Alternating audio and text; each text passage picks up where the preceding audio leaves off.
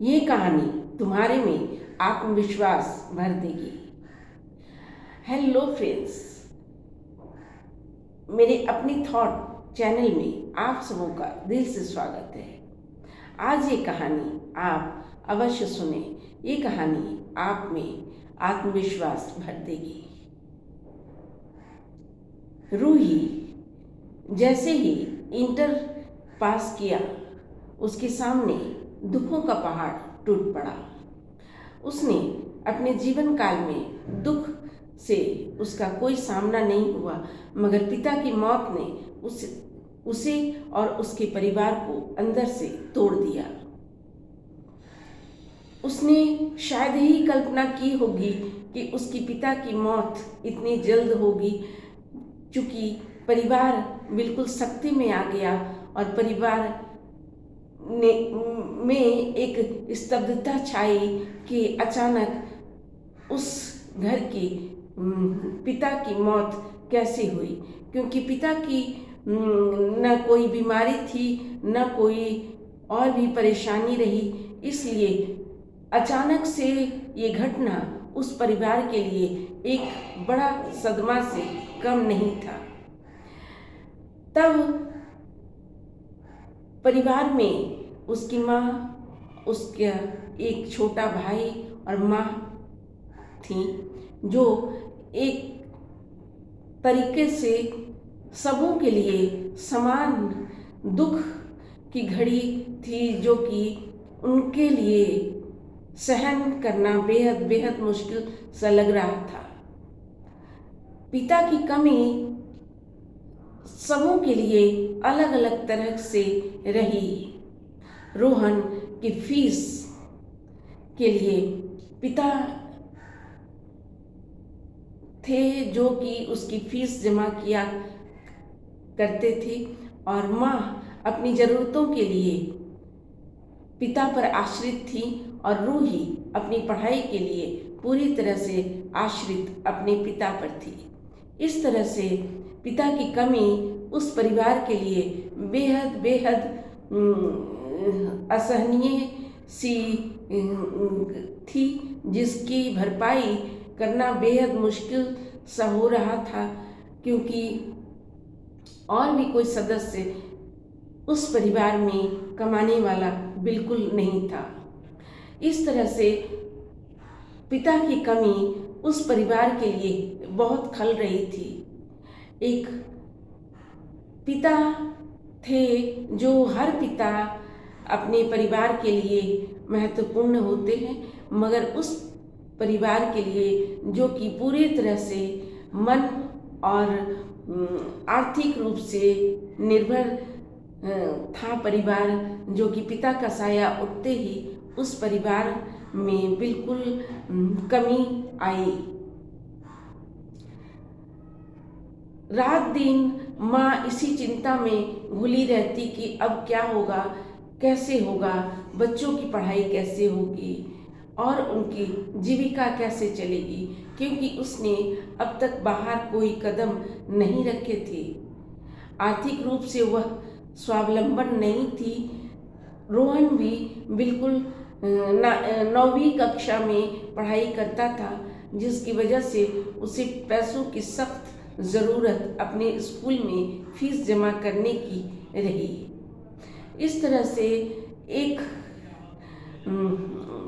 सोच, एक चिंता उस परिवार के लिए बनी रही। रात दिन माँ अपनी इसी चिंता में घुली रहती कि अब वो क्या करे, कहाँ जाए, अपनी समस्या किसे बोले, कौन उसकी समस्या को सुलझाएगा।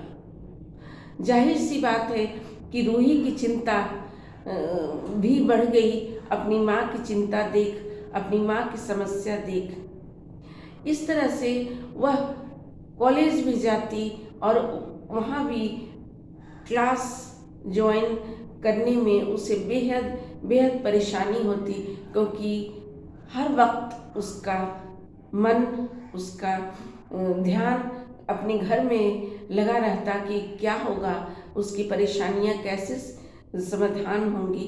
इस तरह से वो अपनी पढ़ाई में अच्छे से ध्यान नहीं दे पाती। एक दिन वह क्लास करने बिल्कुल नहीं गई कॉलेज में, और दूसरे दिन भी ऐसे ही चलता रहा। तभी तीसरे दिन रूही की सहेली साक्षी उसके घर पहुंच गई और उसने देखा कि घर की स्थिति काफ़ी दयनीय है, क्योंकि एक मानसिक तौर पे परेशान व्यक्ति के लिए बेहद ज़रूरत है कि व्यक्ति कोई उसकी समस्या को सुलझाए, तभी उसकी बात बन सकती है। लेकिन साक्षी उसके और उस माँ की हालत देखकर बेहद परेशान हो उठी और उसने चाहा कि कैसे उसकी परेशानी को वह दूर कर सके। बातों ही बातों में रूही से साक्षी ने कहा कि तुम यदि मेरी दादी की बात मानती हो तो अवश्य मेरी बात को ध्यान से सुनो। रूही ने भी बिल्कुल ध्यान से उसकी बातें सुनने लगी और साक्षी ने कहा कि मेरी दादी कहा करती हैं कि एक ही बात है, एक ही समस्या है हमारे जीवन में। जो घटती हैं समस्याएं या फिर हमारे सामने आती हैं तो उसका समाधान भी हमारे पास ही होता है। रूही ने भी बहुत उत्सुकता से इन बातों को सुनना शुरू किया। साक्षी ने आगे कहा कि ठीक है, दादी कहा करती हैं कि हमारे जीवन के हमारे सुख दुख के लिए हर बातें हमारे पास ही मौजूद है, हम चाहकर भी उस पर ध्यान नहीं दे पाते। इस तरह से इसीलिए हमें ज़्यादा परेशानी झेलनी पड़ जाती है। तभी साक्षी ने भी उत्सुकता से बोला कि वह क्या चीज़ है। साक्षी ने फिर दोबारा कहा कि हमारे धर्म ने हमारे चारों रूप से हमारे जीवन को चलाने के लिए, हमारे जिंदगी को जीने के लिए बहुत अच्छे नियम और बहुत अच्छे उपाय बताए हैं, जो कि हम उस धर्म के अनुसार नहीं चल पाते, इसलिए हमें परेशानी जीवन के सुख दुख में ज़्यादा दिखते हैं। साक्षी ने भी फिर कहना शुरू किया कि एक किताब जो कि आप हमारे धर्म से जुड़े हैं, ये किताबें जो कि हमारे धर्म ने इसे प्रदान की हैं हमारे मानव जाति के सुखी जीवन के लिए, हम इन्हें बिल्कुल इनको ध्यान नहीं देते, इसलिए हमें ज़्यादा परेशानियां झेलनी पड़ जाती हैं। रूही ने भी कहना शुरू किया कि कौन सी किताब है जो जल्द बताओ, मैं भी उसे पढ़ूंगी और मैं भी अपनी परेशानियों को बिल्कुल सदा के लिए हटाना चाहती हूँ।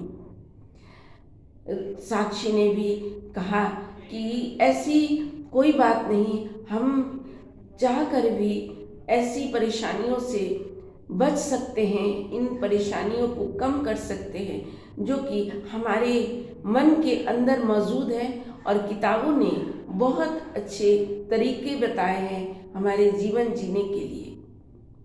साक्षी ने आगे कहा कि उस किताब को पढ़ने से आपके मन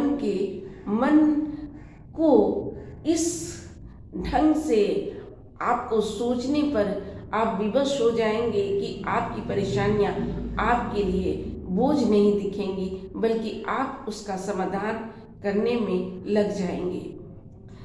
तो रूही ने भी उत्सुकतावश जल्द उसने पूछा कि तुम मुझे पहले क्यों नहीं बताया। रूही ने भी बहुत आतुरता से फिर बोला कि ये बातें अगर तुम्हें पता थी तो तुमने पहले क्यों नहीं बताया। साक्षी ने भी हंसते हुए मुस्कुराते हुए कहा कि यही बात हमारी पुस्तकों में लिखी है, यही बात हमारी पुस्तकों में इसकी चर्चा है कि हमारे जीवन के हर काम के वक्त हैं, हर काम के लिए एक सही समय है जो कि हम उसे करते हैं, और न वक्त के पहले न बहुत वक्त के बाद कर पाते हैं। तब वो अपने काम को हमारे वो काम के अंजाम तक पहुंच जाता है।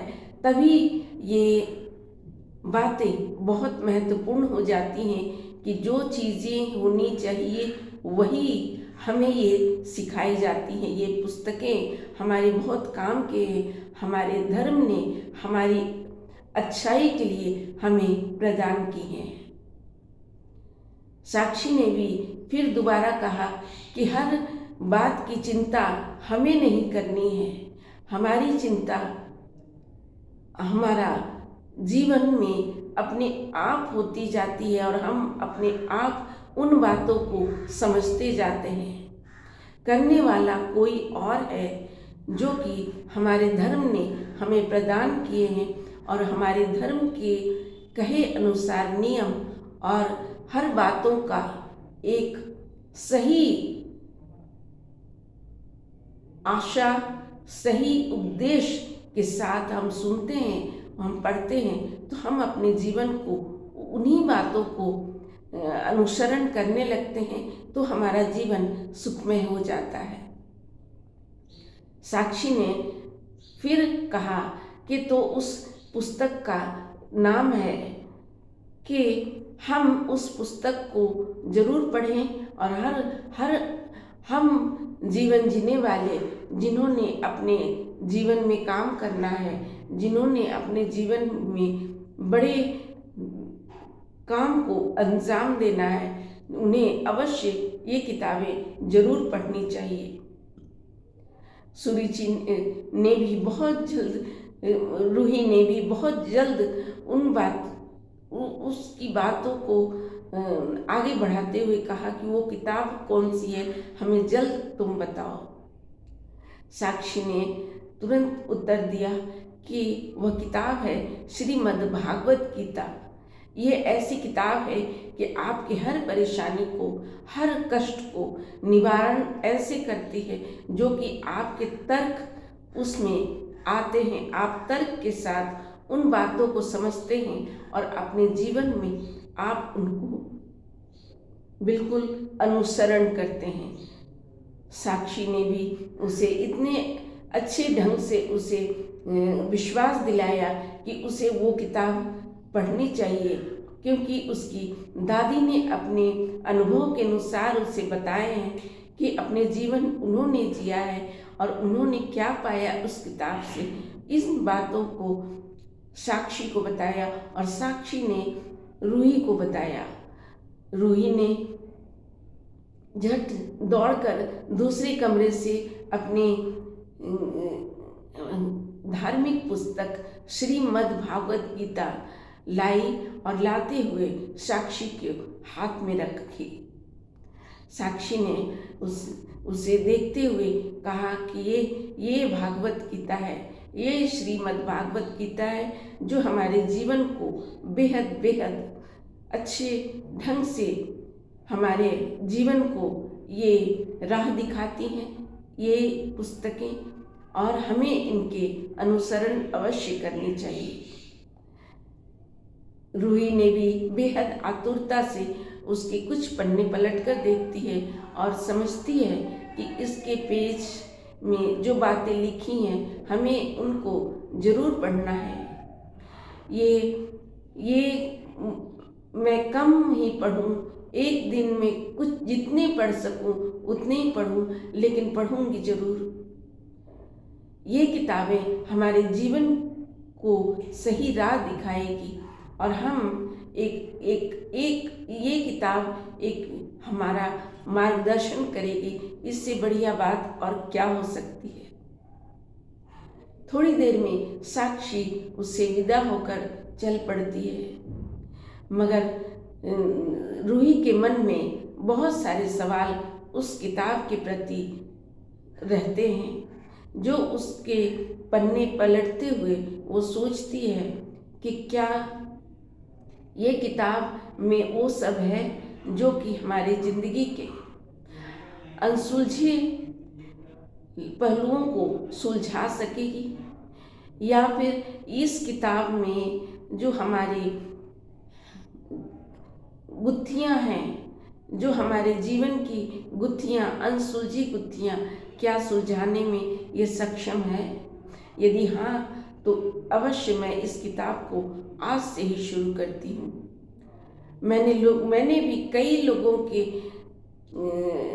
जुबान से मैंने सुनी है कि ये किताब बहुत अच्छी है, आपके जीवन को जीने की सही राह दिखाती है। और ये किताब इतना ही नहीं, सारे लोगों के मुंह से ये बातें सुनी हैं, ज़रूर इसमें सच्चाई है। और मैं भी अपनी ज़रूरत समझकर इसे अवश्य पढ़ूंगी, और तब मुझे ये लगेगा कि ये किताब वाकई इस मानव जाति के लिए, हित के लिए ही लिखी गई है। और इस तरह से वह मन बना लेती है कि सबसे पहले मैं ही इस किताब को पढ़ूंगी।